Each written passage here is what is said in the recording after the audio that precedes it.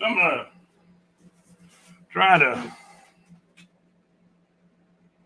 There's Chris right there. You see? Chris Collinsworth and the Polaroid. Okay, it's a little bit of the Polaroid. It's hard to see the way we're setting this thing up, but okay. Man, we were having technical issues a moment ago, and I do apologize. I see the mic is on. The story behind the story, really behind the, it looks like it'll show up on the screen sometimes it won't. There it is. Chris Collinsworth, number 21. He came into Florida as a quarterback and has the record for the touchdown pass, the longest touchdown pass in Gator history, 99 yards. I got a Polaroid of Chris Collinsworth when I went to picture day in Gainesville. My dad took me there. I was like in junior high when Chris came into Florida. And of course, you know, he's really famous now for his commentary on Sunday Night Football, right? So, and Chris played in the NFL. Was the only team the Cincinnati Bengals, or the main team he played for, the Cincinnati Bengals. That's who he was drafted by. So I thought that was interesting to tell you about the Polaroid that I got with Chris Collinsworth. It's a picture that was actually taken back in the day when we took Polaroid pictures, not phone pictures, if you will. Jaguars winning absolutely 31-0 over the Falcons in Atlanta. I mean, it's a preseason game, but is that embarrassing for the Falcons to lose 31-0 at home, the last preseason game? It's like the starters for the Falcons didn't need any work. Trevor Lawrence needed some work, get a few reps in. He found Evan Ingram for a touchdown, not only one, but two in the football game. I saw some glowing reports about Trayvon Walker had a good, he was part of the starters playing, early in the game. And, I do want to pull up the stats. The defensive coordinator continues to do a good job for the Jacksonville Jaguars. And he used to be the DC for the Atlanta Falcons as of last year. Jaguars really breezed past the Falcons, preserving a 3-0 preseason record. Jaguars win 31-0. We'll take a look at some stats, game stats. We'll pull them up. We got the college football games on the ticker on YouTube. Florida State lost to Georgia Tech. Georgia Tech 24, Florida State 21. The final. Florida State's kind of hit a low ebb because they lost the bowl game, and now they've lost the opener of their season. Jaguars did beat the Falcons 31-0, and we're going to pull up some stats. I mean, the Jaguars won the game basically in the first quarter. 2 touchdown passes from Jack starting quarterback Trevor Lawrence to Evan Ingram. It looks like Evan Ingram's ready for the season. So is Trevor Lawrence. Mac Jones came in, and Mac came in the pretty quick in the game. Mac played well. He threw a touchdown pass. So I mean, some good things going on for the Jaguars, obviously. So we'll look at some of in the game. Give me a second. We'll pull up some game stats. Jaguars and the Atlanta Falcons from Atlanta, obviously. Mac Jones was 13 out of 18 in the game, 113 yards, 1 touchdown, no interceptions. Trevor Lawrence didn't play much. He played a good bit of the first quarter, 8 out of 10, 92 yards, 2 touchdown passes, no interceptions. E.J. Perry, who was just recently re-signed, it's like the 3rd time, and he's been on the practice squad. He's been signed by Jacksonville. released by Jacksonville, signed by Jacksonville, released by Jacksonville, and now he's been signed apparently while the third string quarterback who's been with the team for a while now, and he played well and started against Carolina, and the Jaguars won that game 26-0 last year. And we're talking about obviously Beathard, CJ Beathard. EJ Perry was 2 out of 2 for 4 yards. And Trevor Lawrence had the best quarterback rating in the game of the Jags quarterbacks, 144.6. Mac Jones, 106.9. EJ Perry, 79.2. EJ Perry really didn't play toward the end of the game in the fourth quarter and kind of ran out the clock predominantly. Jaguars rushing attack. Gary Brightwell playing pretty well, 12 carries, 49 yards. He got, the bulk of the carries in this game. Travis Etienne, 7 rushes, 46 yards, averaged 6.6 yards per carry. And that means that Etienne is fully tuned up, really tuned up for the season now. Dearness Johnson had a pretty good game too, 5 carries, 32 yards. Jalen Jackson, backup running back, 6 carries, 19 yards, but he got a touchdown late in the game. So the Jaguars got 4 touchdowns in the game. Evan Ingram caught 2 touchdown passes from Trevor Lawrence.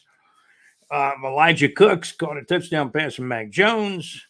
And then the last touchdown would have been the run in by Jalen Jackson. His long run was 7 yards. That's some of the stats offensively. Austin Trammell had a catch for 10 yards. Actually, he had a rush for 10 yards. Okay. Receiving for the Jaguars. Brian Thomas Jr. has not gotten a lot of work, but he's gotten some. He's run some routes, 1 catch, 38 yards. That's a pretty good one. He had a big catch the game before as well. Parker Washington continues to impress. He's going to be the number 4, number 5 wide receiver. Going to probably return kicks back as well at times. Parker Washington, 4 receptions, 35 yards. Evan Ingram, 4 catches, 28 yards. He made them count. 2 touchdowns of his 4 catches. He caught 2 touchdown passes, both from quarterback Trevor Lawrence.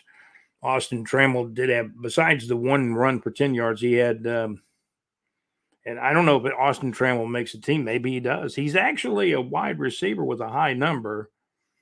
And his number, I can't even think of his number, but he's in the 80s. What is it? Is he 85? I will have to check. I don't think he's 85, though. Elijah Cook, 2 catches, 23 yards. Austin Trammell, 2 catches, 27 yards. I look for some big things in the regular season from Brenton Strange. He had 2 catches, 19 yards, a second-year tight end out of Penn State. Devin Duvernay is going to be the 4th or 5th wide receiver, 1 reception, 15 yards. Dearness Johnson caught one out of the backfield for 5 yards. Travis Etienne, a catch out of the backfield for 3 yards. Gabe Davis entered the game but did not get a catch. Gabe had a couple of targets but no catches in this game. Looks like the only fumble the Jaguars had was Dearness Johnson fumbled one, but the Jaguars did not lose it. It looked like Blake Hance, the offensive guard, landed on that particular fumble in the game. Jaguars defense, Ventrell Miller, who really got hurt in the preseason last year, missed his entire rookie season in 2023, now playing in 2024. And he's got to hope that, he's got to hope he gets a roster spot. He was a mid-round pick in 2023 for the Jaguars out of the University of Florida.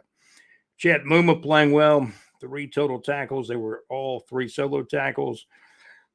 Ventrell Miller had 4 total tackles, 2 solo tackles. I think he's doing, and he's healthy. It looks like he's healthy over what happened last year to him when he got hurt in the preseason.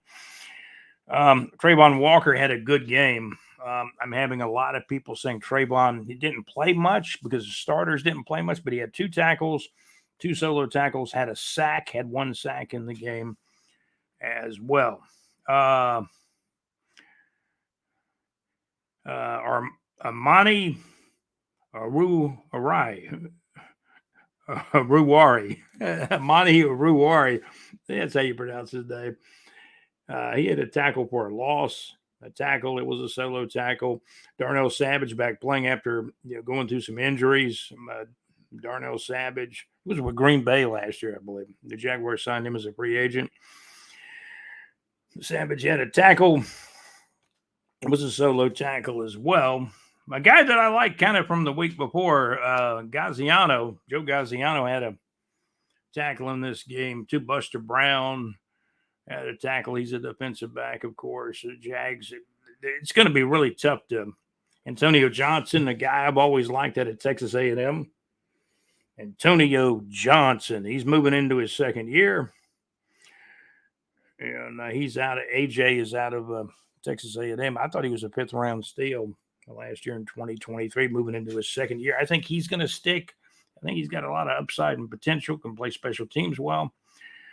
Cam Little, 1 for 1 on field goals. It was a 40-yard kick. He had 7 points in the game because he kicked, he kicked 3 extra points in the game. No, he kicked 4 extra points in the game and plus added a field goal and got 7 points. Logan Cook, 3 punts, averaged 46.3 yards. That's what you want out of Logan Cook. Looked like he had 1 touchback inside the 20. His long punt was 61. He's a good punter. He's one of the top 5 to 10 punters in the NFL. I'm going to go out on a limb and say he's top 5 or top 10 as far as the NFL punters are concerned. He was a draft pick a few years ago by Dave Codwell, when Dave Codwell was still the GM.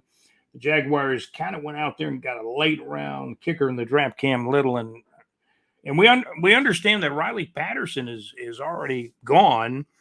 He was on the roster going into training camp as a kicker, Riley Patterson and Cam Little. So Riley Patterson leaves and goes to Washington to play for the football team, the Redskins, the Commanders, whatever that team is now being called, the Washington Commanders, I believe officially. Riley Patterson went to Washington, and that basically means there's no kicking competition. The Jaguars have decided on Cam Little, that 6th-round draft pick. I believe they got him in the 6th round out of Arkansas in the 2024 draft just a few months ago. So those are some of the stats. Real quickly, the quarterback stats. Trevor Lawrence, 8 out of 10, 92 yards. He only played the first quarter. He didn't even see the second quarter, played part of the first quarter. Trevor Lawrence got some work in, 8 out of 10, 80% passing, 92 yards, 2 touchdowns, no interceptions. Mac Jones came in, played well again, 13 out of 18, 113 yards, 1 touchdown, no interceptions. E.J. Perry came in kind of late in the fourth quarter to kind of run the clock out, but he did connect on 2 pass attempts for 2 for 2. He was 2 for 2 for 4 yards, very short passes. And let's take a look here. Mac Jones got sacked 1 time for 5 yards, and that was it. The offensive line played pretty well protecting the quarterback in this one. Let's hope that carries on to the regular season. Most of the starters saw first quarter action for the Jacksonville Jaguars. Why everybody would say, hey, the Falcons rested all their starters. Didn't they need a little bit of work, even if it was just the first quarter or second quarter? And again, we take a look at the defensive starters. Trayvon Walker had 2 tackles, 2 solo tackles, 1 sack, and 1 tackle for a loss. He didn't play long, but he got a sack when he was in there. So we got to give Trayvon Walker a little bit of love and a little bit of credit. This is a continuation of show number 48 of the Teal Shirt Report podcast. We're going to take a look at some North Florida entertainment. Jumbo Shrimp had a nice win, their 60th win, and they won it on the road on Saturday night. Let me take a look at how the Jumbo Shrimp did it. They won big. AAA baseball, Jacksonville Jumbo Shrimp win their 60th game in 2024 in style. That's right, AAA baseball, the Jacksonville Jumbo Shrimp win their 60th in 2024 in style. On the road, the Jacksonville Jumbo Shrimp 10, the Nashville Sounds won a final on Saturday evening, Saturday night, August 24th of 2024. The Jacksonville Jumbo Shrimp are now 60 and 63. We'll talk about North Florida entertainment, more about the Jags coming up, college football, some big ones coming up. And again, we've got college football from a handful of games that were played August 24th. I don't have them all on the scroll on the ticker, but we've got them on the ticker. Georgia Tech 24, Florida State 21, a final on Saturday, August the 24th of 2024. We'll talk more Jaguars, North Florida entertainment coming up as the TEAL Shirt Report podcast continues. Thank you for listening.